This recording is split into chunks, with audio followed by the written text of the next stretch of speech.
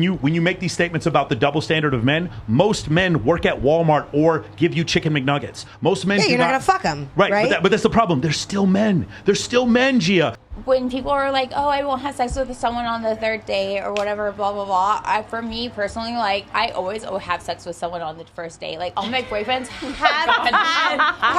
came from sex on the first date. Because I always think of, can you imagine if people, like, that have sex when they first get married and won't have sex until they get married, and then they have sex and then it's their wedding day and then they have sex and they're like, oh my god, it's so horrible, there's no spark. Because can you imagine the first time you ever had sex, just that little gap no in between. The first time you ever had sex, I guarantee it's like awkward, it's like flipper, like there's no chemistry. It depends on how attracted I am to you. But now you're stuck with that person forever. So one of the issues is, while you may be correct about that, there are studies that show that as women have more sexual partners, as women have more sexual, and these are studies, it's not my opinion, as women have more sexual partners, like for instance, once you get above 20 sexual partners, for sure. women times million. Women tend to have a harder time staying in a marriage. It's about a 17% chance of staying in a marriage once you exceed 17 or 20 sexual partners. For men, that correlation doesn't happen. Men can have multiple sexual partners. What causes men to cheat tends to be other options. What causes women to cheat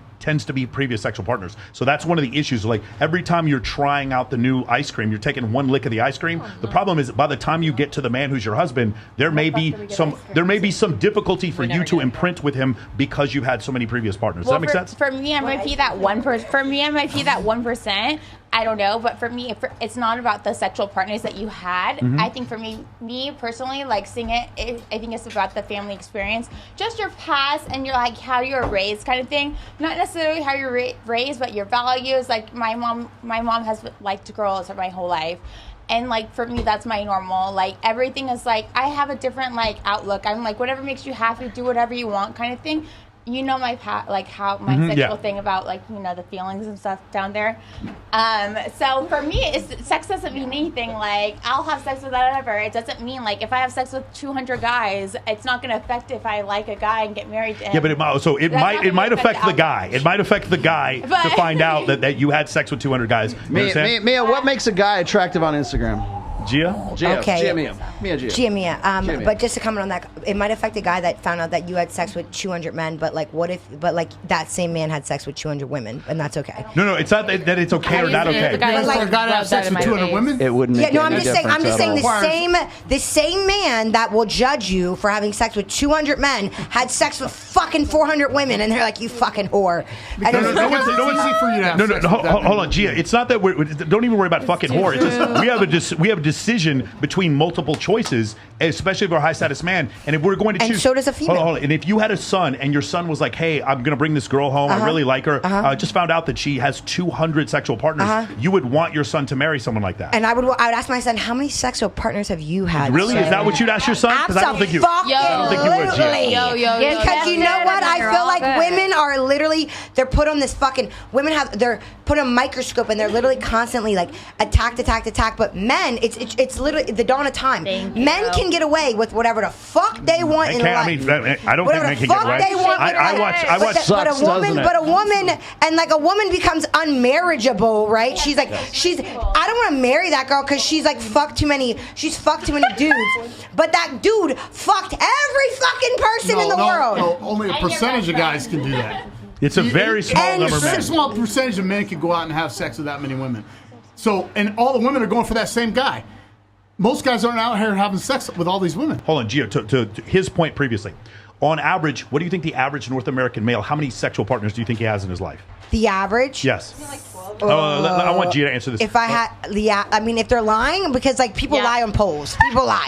Right? When you go to the doctor, you go to these surveys, you lie. Once we get to millions and millions, and these are anonymous surveys, they're generally not going to lie.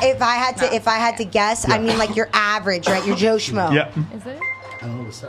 I would say 20 to 25. 6. So the average North American male has 6 sexual partners. Okay, 33% of men under the age of 30 have 0 sexual partners. 26% of men have no sex from the age of 18 to 30. No sex at all. They're not going on to the Census Bureau and lying to them about being a virgin. Okay, I got news for you, Gia. Hold on, Gia. Hold on. Let me tell you something else. Okay. The top 5% of men have 135 sexual partners. The bottom 33% of men have 0. The top 5% have 135. Now let's look at women. The average number of sexual partners women has in North America. What do you think? My guess? Yeah. 7. 4. Now, here's the thing.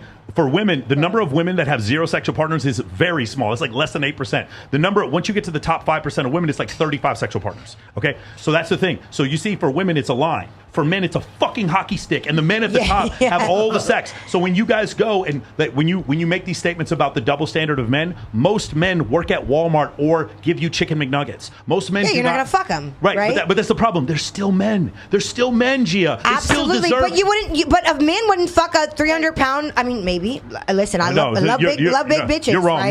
Men would. You're right. Correct. But again, that's because here's the thing.